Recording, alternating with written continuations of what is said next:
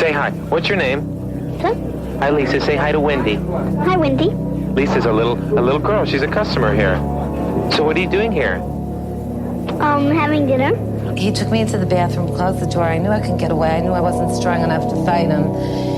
And he put me in the sink and proceeded to try to enter me. And I said I had AIDS, and I told him to put on a condom.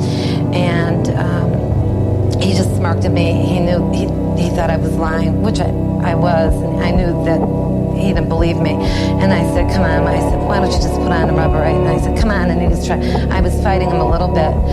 I was trying, you know, I didn't want him to penetrate me without the rubber. I said, let me go. I won't scream. I'll show you where the rubber is. And so then I went into the bedroom area. I took the rubber out of the drawer, and I handed it to him. I didn't see him put it on. After trial, it was very abnormal. I was raped by my foster dad. He came to bring me my sister. Okay. You know, as they call it, their bubble bath times. No, I don't want to talk about this bullshit. That too, okay. When I was 10 years old, my mom had an aluminum company. Okay, luckily my father got up to that. I wasn't raped, but it was getting close to the point where he had to close on. Then my father happened to get up, you know, before it really got out of hand. I was 10 years old, but that was because my mom had a lounge trap out of the house. And I carried condoms all the time. Constantly. You make everybody use it? For everything. I mean, even their hands. Their hand jobs. I'm nothing without a condom. Do you ever get a guy who says they don't want to use one? Yeah, but you can't pay me enough to die. I don't know of anybody or any money enough to die for it. And once I'm gone, who's going to take care of my kids? 17 years.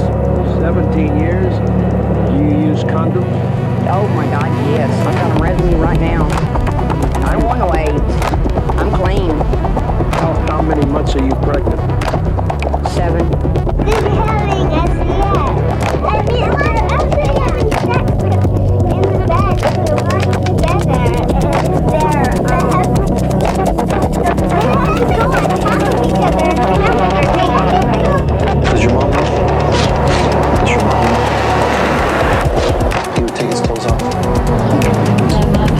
And he would take your clothes off? And did he tell you what would happen if you didn't do anything? What would he say? That he was going to do that to your sisters? Okay. And the first time was when you were 10? Yeah. Where was your mommy? At work? And where were your sisters? Asleep. And how many times did this happen? More than 10 times or less than 10 times? More than 10 times? Okay. I need your help. And everything that you told me, is that the truth or is it a lie? Truth? No, because I let my stupid ass put myself in, right? Because life is terribly hard what it's doing. Well, I ain't got them. Katie's got the best kids in the world. I don't have my kids because of what I do, because of how I want to do. But maybe the mother I don't want my kids. And all the steps that they have Don't you only hope pretty for the time? Because the things that never happen, no. you want to keep them it's fantastic. They know what you need to do. They're all bastards. Daddy, please come home. Mama, Daddy, I'm ready for you to come home.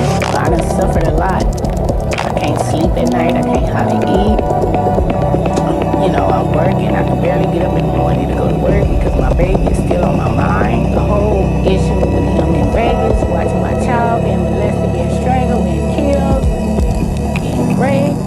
You know, these people done just tore my life apart. David, I want you to know you are accessory to my child's murder, and I'm not gonna give up on you, David.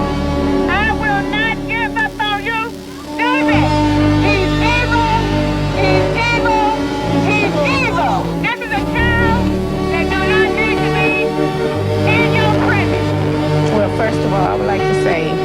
give it honor to God, who's the head of my life. The reason why I'm here today is to let the world know that there's another murderer out there that's accessory to my child's murderer. And I would like to let everyone know that it's Jeremy Strohmeyer. He's incarcerated. But the first person that I'm going after right now is David Cash, because he was an accessory to my child's murderer. He sat there in the bathroom, he watched it, did nothing at all about it. He could have went to the securities. He could have went to anyone, an adult.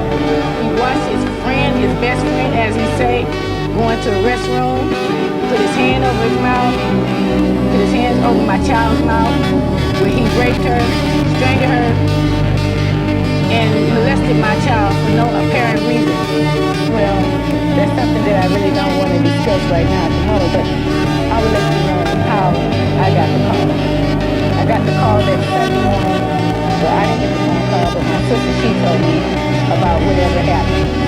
I was so crazy in my head, drunk,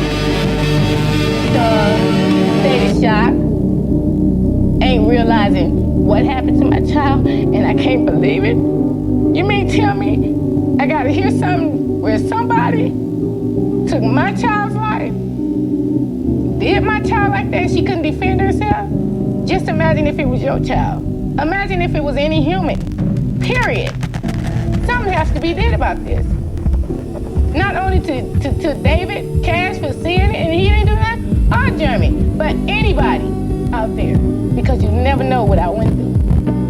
I am suffering a lot of pain. I'm a 28-year-old mother, but I don't have that pretty child that you see on that screen right now. You know what I'm saying? So it hurts. You know how the Brady Bunch, Marsha, Jan, and Cindy, everybody wanted to be like Marsha because there was nothing that Marsha couldn't do. Marsha would be on the in the mirror all into her looks, but then she could also do what Greg do, like the Boy Scouts and all that. That's Ryan. It was nothing that she couldn't do. But then they asked me, is she a runaway child? Is she sexually active? Is she a drug addict? And do she do drugs? And it pissed me off that I cursed, and I was like, hell no, my daughter ain't no drug addict, and she ain't sexually active. Well, you'll be surprised what some 11-year-olds do, is what the officer told me. And my words to him were, I can't speak for all the 11-year-olds, but I know what that one doing, and it ain't that. When I go, it's like going for the very first time, like when I took her, that I didn't want to be there, and I knew she shouldn't be here. And it's like I just want to lay down, but I went down. I didn't know what was happening. I knew that she was saying it hurt and she was crying out. And she looked at me and he saw her look at me, and so he yelled at me to leave the room and not to tell. He threatened me and cursed at me, and so I ran back down to my room and hid under the blankets. How often did this happen? It seemed like all the time. I must have been about 12 when he started. The fondling that I remember, he would make me perform oral sex. So that was about 12. Right.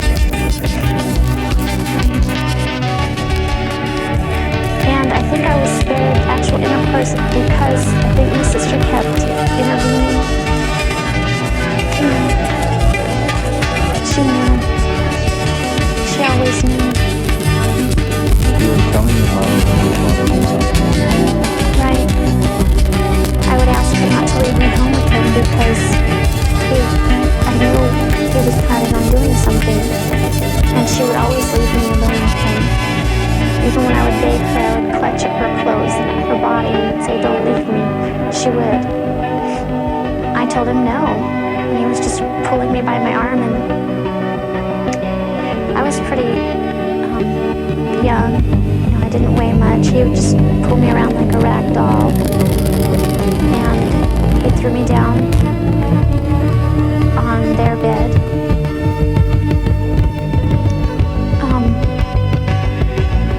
Or it might have been the floor in the living room.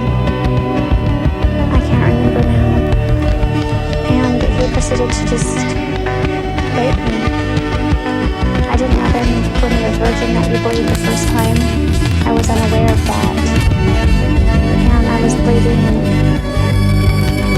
there had been spots of blood and stuff on the sheets that we had used.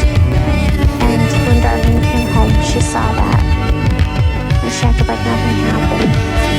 What she said?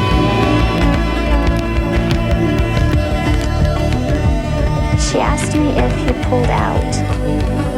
I didn't know what she meant. She was afraid that it made you pregnant. Right. To these people took her, just please let Christina go.